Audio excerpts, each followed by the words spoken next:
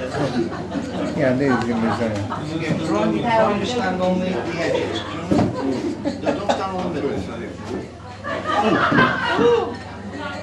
on the edge. Stand on the floor. But not from a covered book. I'll tell you an old-fashioned story. What grandfather used to relate of a joiner and building contractor. His name it was Sam Oglethwaite. One day, Sam was filling a knothole with putty when in through the door came an old chap, fair wreathy whiskers. The old chap said, "Good morning, I'm Noah."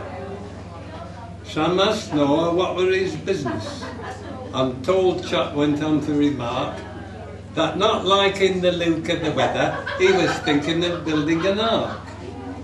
Now he'd got him the wood for the bulwarks and all t'other shipbuilding junk, but he wanted some nice bird's eye maple to panel the sides of his bunk. Now maple was Sam's monopoly. That means it were all his to cut. Nobody else hadn't got none. So they asked Noah 3 halfpence a foot. "That's halfpenny too much," replied Noah. "Penny a foot's more the mark. Penny a foot, and when rain comes, I'll give you a ride in me ark." But neither would budge in the bargain, and told that thing was something of a jam. And Sam put his tongue out at Noah, and Noah made long bacon at Sam. So in wrath and ill feeling they parted, not knowing when they'd meet again. And Sam had forgot all about it, till one day it started to rain. It rained and it rained for a fortnight and flooded the whole countryside. It rained and it still kept on raining till the Irwell were 50 miles wide. The houses were soon underwater and folks to the roof had to climb, and they said 'twas the rottenest summer that Berry had had for some time. The rain showed no sign of abating, and water rose hour by hour, till the only dry land were at Blackpool, and that were on top of the tower. So Sam set out swimming to Blackpool. It took him best part of a week. His clothes was wet through when he got there, and his boots was beginning to leak. He stood to his watch chain of water on tower top just before dark, when who should come sailing towards him but old Noah steering his ark. They stared at each other in silence till Ark were alongside old Butt. Noah said, "Now what's the price of your maple?" Sam answered, 3 halfpence a foot. Said Noah, "I'll make thee an offer, the same as I did t'other day. A penny a foot and a free ride. Now come on lad, what does it say? 3 halfpence a foot it'll cost you." So Noah his sail had to hoist and sail off again in a dudgeon, while Sam was determined but moist.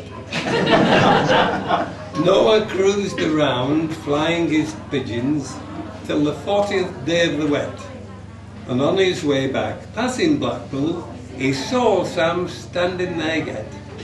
His chin just stuck out of the water, a comical figure he cut. Noah said, "Now what's the price of your maple?" Sam answered, 3 halfpence a foot. Said Noah, "You'd best take me offer. It's best time I'll be here about. And if water comes up an inch higher, I'll up and get maple for now." 3 halfpence a foot it'll cost you. And as for me, Sam said, "Don't fret. The sky's took a turn since this morning. I think it'll brighten up yet."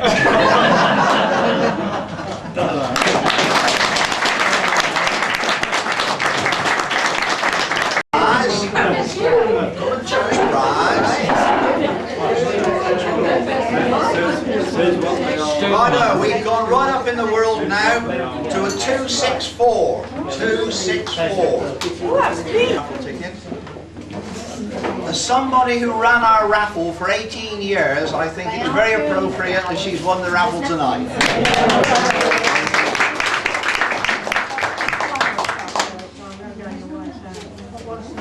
234. Is it me?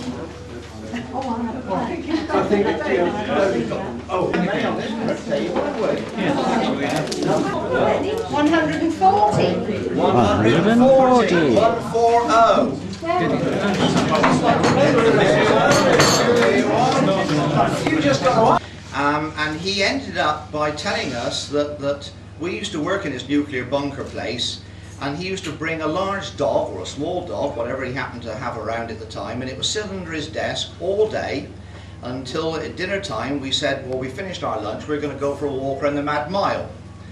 Now, about 20 years later, I actually measured the Mad Mile by car and found it's 2.5 miles long, which accounts for why we could never do it in the required time. But anyhow, we knew it took 10 minutes for this dog to get from his desk to where we were going to leave the gate. So we say to Stan, right, we're going to go for a walk around the Mad Mile.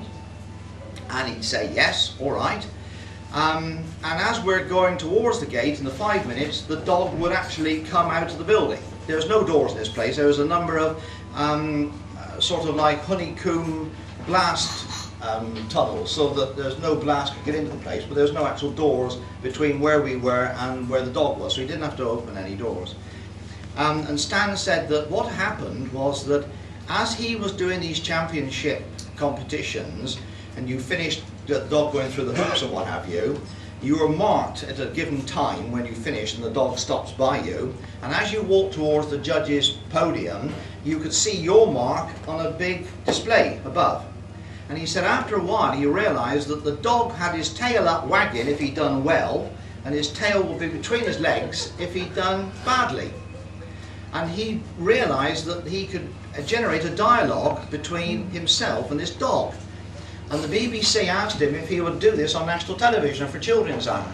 So in 1969 he went down to Bristol with one dog to do this thing on Children's Hour. And so he said he got there, and the chap who had invited him was very friendly.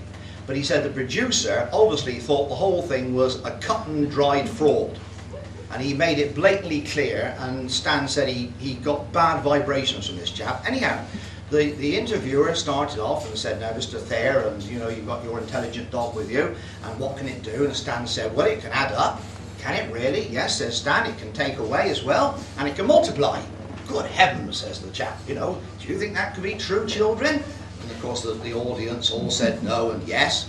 So they said, so Stan said, well, give me some numbers. And so he said, well, you know, what's 1 plus 2? So the dog went, yum, yum, yum, see? They got up to about 7, and he was taking away numbers, and the dog would bark the required answer. And then this producer that didn't get on with Stan came on, and although he didn't actually say on air that the whole thing was a con, he intimated this. And he said, of course, he said, you know, the thing couldn't count to 100, and with that the dog started.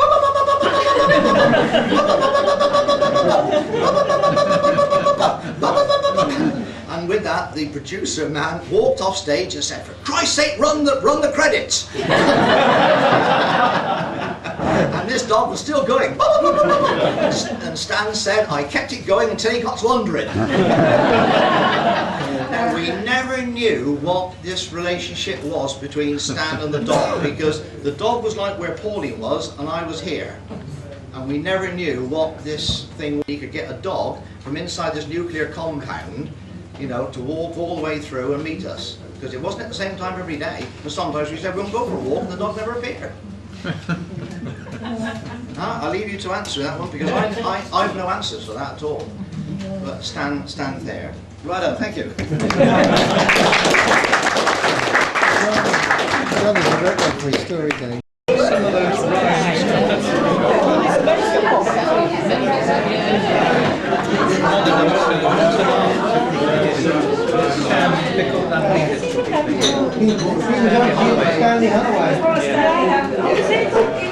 Is that his? Or did he make it up in the stand? I should look, you made that one up. That's Some of those are